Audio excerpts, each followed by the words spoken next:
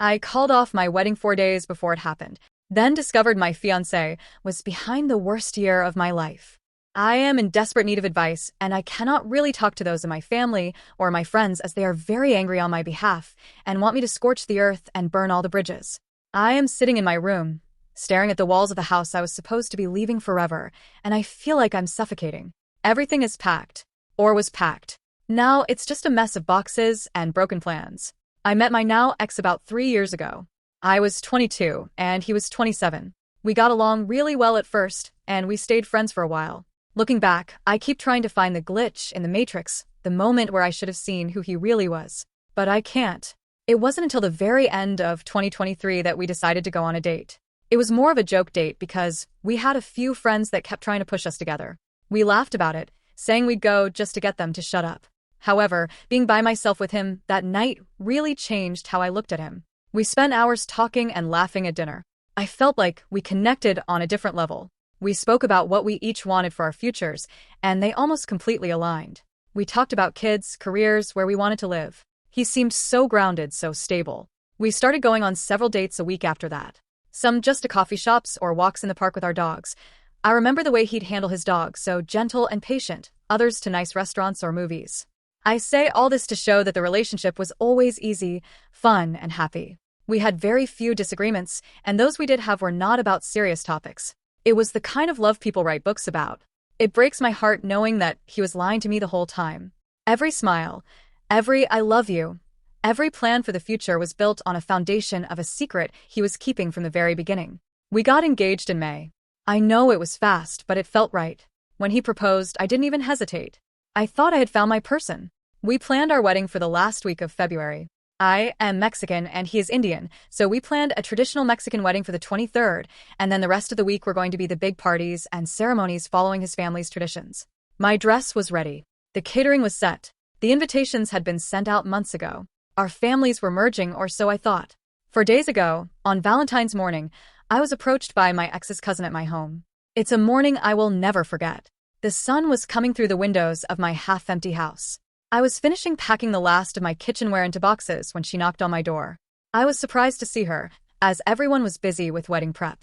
We sat on the floor, since all my furniture had been moved or sold, with 2 cups of coffee. We had been very close since before I started dating my ex, and the engagement just brought us closer.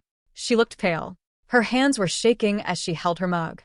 After some small talk, she told me that she had something serious and difficult to discuss with me. She looked like she wanted to cry. She told me she couldn't let me go through with the wedding without knowing the truth. She wanted me to listen to a voice recording she had made at a family gathering of his. I remember that gathering. I was unable to attend due to work commitments, and I had felt so guilty for missing it. I hit play on her phone. The sound was muffled at first, background noise, people laughing, the clinking of glasses. Then I heard his voice. He sounded drunk, his speech a little slurred, but his tone was full of that arrogant confidence he gets when he's telling a great story. He was bragging about a case he had a few years ago. He was telling whoever he was with to keep their voices down and not to say anything to me. As I listened longer, my blood started to run cold. He let details about this case slip, and it became apparent he was talking about a case that I was sued in. In 2020, I was involved in an accident that nearly ruined my mental health. I rear-ended a truck who slammed on their brakes while we were coming up to a red light. I wasn't paying proper attention. I admitted that, and hit the truck's back bumper. We were going less than 10 miles an hour when it happened. It was a tap. The truck had one tiny scratch above the license plate. That was it. I called my insurance and reported it immediately, thinking it would be a simple fix. Within an hour, I was being told by my insurance that the driver of the truck had retained a lawyer, and they were claiming there were 5 people in the truck and all had serious injuries. I was confused and terrified. I knew there weren't 5 people. The couple that were actually in the truck didn't know that we had a lot of mutual friends who they bragged to. They bragged to those mutual friends that they were going to get all the money that they could because I looked rich, and openly admitted to those friends all the lies they were claiming. They lied about the number of people, the injuries, everything. But the worst part was their lawyer. The mutual friends told me their lawyer had given the claimants my private address and phone number. This led to months of harassment. I'd get phone calls in the middle of the night. I'd get disgusting messages. People started parking in front of my driveway, blocking my car in so I couldn't get to work. I felt hunted in my own home. I was 20 years old, terrified, and emotionally exhausted. It didn't end until a few of those friends told me they would volunteer to be witnesses. I called my insurance investigator and gave them everything. Within a week, the case was settled and they got a payout. My insurance rate almost doubled, and I lived in fear for a long time. The whole situation lasted almost an entire year. It was exhausting, frustrating, and horrible. Listening to that recording, I realized the man I was about to marry was that lawyer. The law firm which handled the case was owned by my ex-fiancé, which he relocated and renamed before we met, almost immediately after the case closed.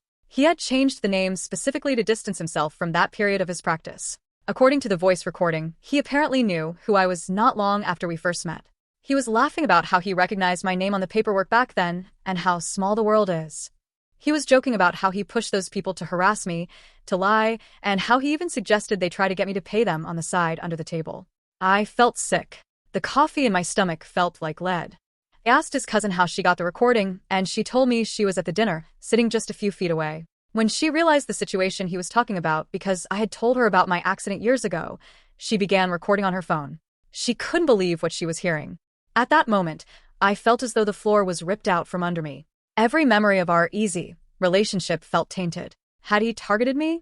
Or was it just a sick coincidence that he decided to exploit? I actually sat there on the floor and thought about forgiving him for a split second. That's how deep the denial goes when you're a week away from a wedding.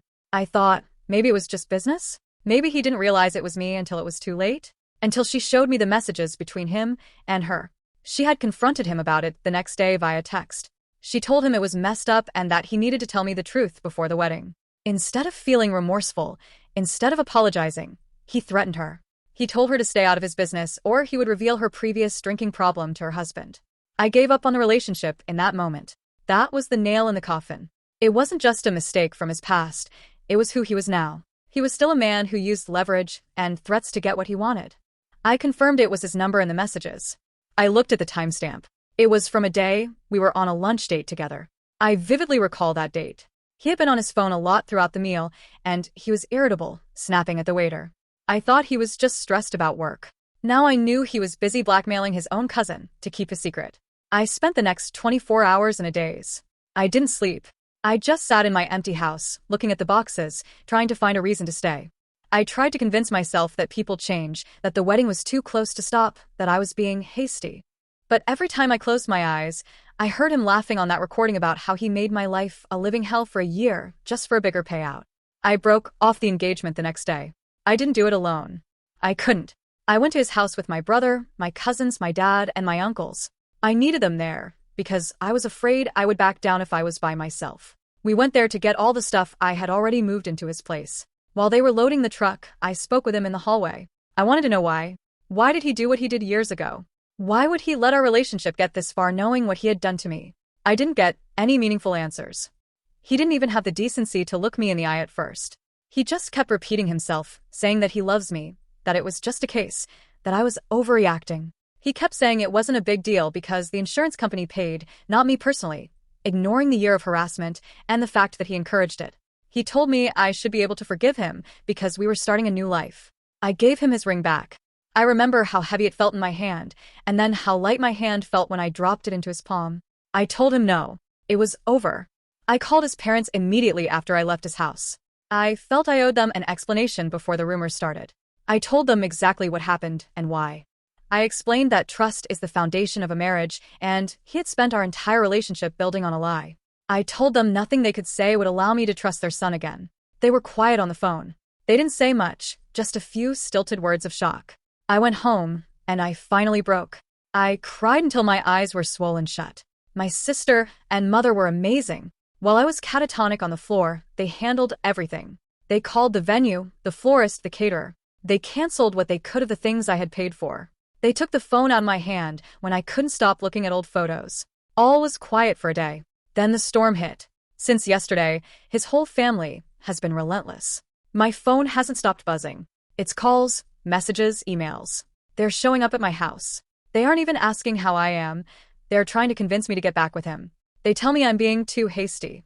They say that what happened in 2020 is in the past and has nothing to do with the man he is today. His mother sent me a long email about how men make mistakes and that as a wife, I need to be forgiving and patient.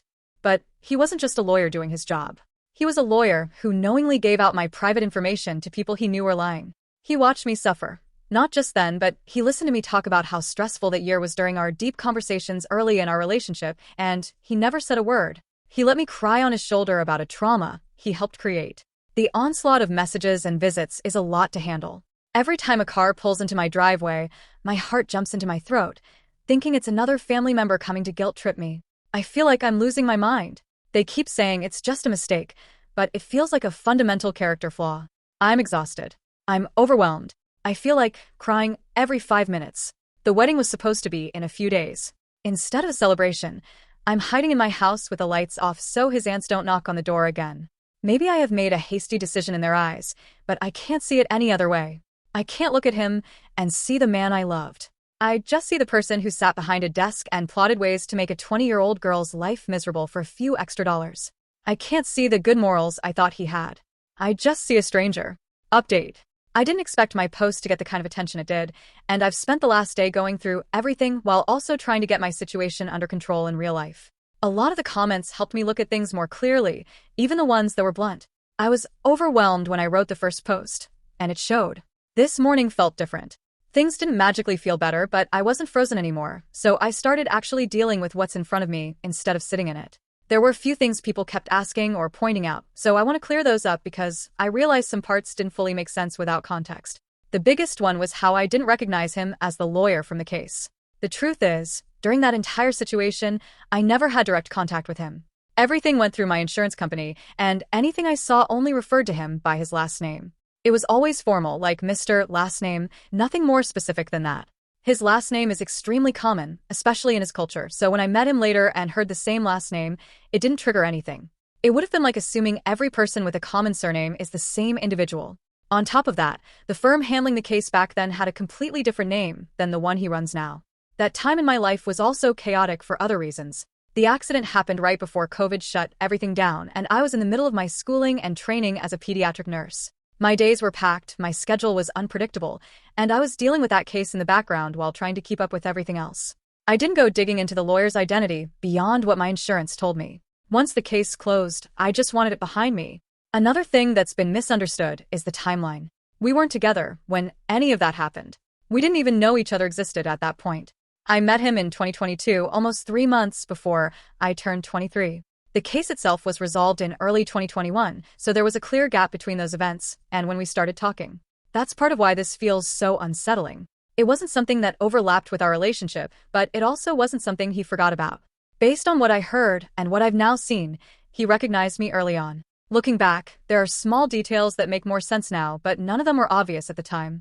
He had told me about his career path in a general way. He was born in the US, spent a good part of his life in India, completed his law degree there, and then came back to the US to go through the process of qualifying to practice here. He mentioned getting an LLM and passing state boards before setting up his firm with financial help from his parents. It all sounded straightforward. I didn't question it because there wasn't anything that seemed off on the surface, and everyone in our circle treated it like a normal success story. The case itself never went to court. From what I was told at the time, there wasn't enough evidence to support the claims being made against me. I was only given general information about the injuries they were claiming because of privacy laws. It was described as back pain and emotional distress, nothing specific. My insurance company decided to settle and paid out part of my liability coverage, which they said was common in situations like that just to close things out. My rates went up, and that was that. It was frustrating, but I thought it was over. Hearing that recording changed the way I understand all of it. It wasn't just an annoying legal situation anymore. It became something personal in a way I never signed up for. I've been in contact with his cousin again, and she's okay. That was one of my main concerns after everything came out, especially after seeing the messages he sent her. She explained that she handled things on her end before even coming to me. Her husband is aware of everything, including her past issues with alcohol, so there's nothing there that can be used against her the way he tried to threaten. She made it clear that she wasn't going to be intimidated into staying quiet, which I respect more than I can put into words. She also sent me everything she has. The full recording, the messages, timestamps, all of it. I've gone through it more than once, not because I want to but because I need to understand exactly what I'm dealing with. There's no confusion left at this point about what happened or how he handled it when confronted. The lack of remorse in those messages stands out more than anything else. She shared some additional context about his family that I wasn't fully aware of before. According to her, his parents have been heavily involved in his career from the beginning.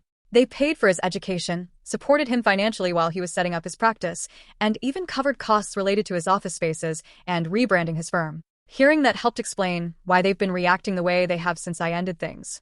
From her perspective, they see this relationship as part of a long-term investment in their son's future, not just a personal matter. That lines up with what I've been dealing with over the past couple of days. The calls, messages, and now showing up in person haven't slowed down on their own. It hasn't been aggressive in a physical sense, but it's persistent enough to feel overwhelming. There's this constant pressure to reconsider, to talk it out again, to not make a decision so quickly. It's framed as concern, but it doesn't feel like it's about me. After sitting with everything, I reached a point where staying stuck wasn't helping. I needed to take control of what I could instead of reacting to everything coming at me. The first thing I did was talk to my family properly. They were already in town because of the wedding, so it didn't take much to get everyone together. They didn't hesitate. The general agreement was that I should come back home once things are settled here. Not immediately because there are still things I need to handle, but soon.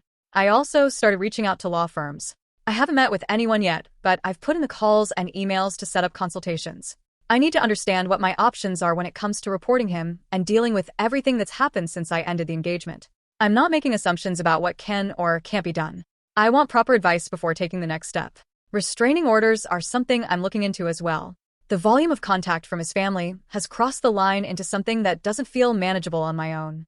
I don't want it to escalate further before I act on it. Work was another piece I had to figure out. I spoke with my supervisor and explained the situation in a general way. They were more understanding than I expected. We worked out a plan for me to temporarily go part-time, and I've already arranged coverage for about half of my shifts. I have scheduled time off coming up, so this gives them a chance to find someone to fill in without leaving them short-staffed. There's already a shortage of nurses, and I don't want to walk away in a way that puts more strain on the team. At the same time, I don't want to damage my own position. This is my first official role as a pediatric nurse with a full title, and I've worked hard to get here. Leaving on bad terms would follow me, especially when I start applying elsewhere after I move. Keeping things professional matters to me, even with everything else going on. On the practical side, we've made changes at the house. I already had a few cameras installed, but my dad went out and bought more so we could cover the areas that were missing. My landlord didn't have an issue with it, so everything is being set up properly. It's not something I ever thought I'd need to worry about, but given how things have been, it feels necessary. Conversations with my mom and sister have been more direct than usual. They both pointed out something I hadn't fully acknowledged before, which is how quickly I tend to move through major decisions without stopping to check in with myself. That pattern showed up in my relationship, especially with how fast everything progressed from dating to engagement to planning a full wedding in less than a year. They also called me out on avoiding conflict. It's not something I'm proud of, but it's accurate. I've always found ways to sidestep uncomfortable situations instead of dealing with them directly. It's not just emotional. There's a physical reaction that comes with it. It's hard to explain without sounding dramatic, but it's real. Facing confrontation has never been easy for me, and that's part of why I let certain things slide or didn't question them when I probably should have. That's not something I can keep doing, especially not now. This situation doesn't leave room for avoidance. Ignoring it won't make it go away, and hoping people will back off on their own hasn't worked so far. What changed between yesterday and today is that I'm not second-guessing the decision to end the engagement anymore. The hesitation I had before came from seeing him the way I used to during the relationship. That version of him doesn't line up with what I've learned since. It's not about one mistake or one bad decision. It's about the way he handled everything around it. There's still a lot to deal with, and none of it is simple, but at least now there's a direction. I'm waiting to speak with a lawyer before taking any formal action, and I'll update again once I have more information on that side of things. Thank you for watching. Don't forget to like, share, and subscribe to Daily Tales Update.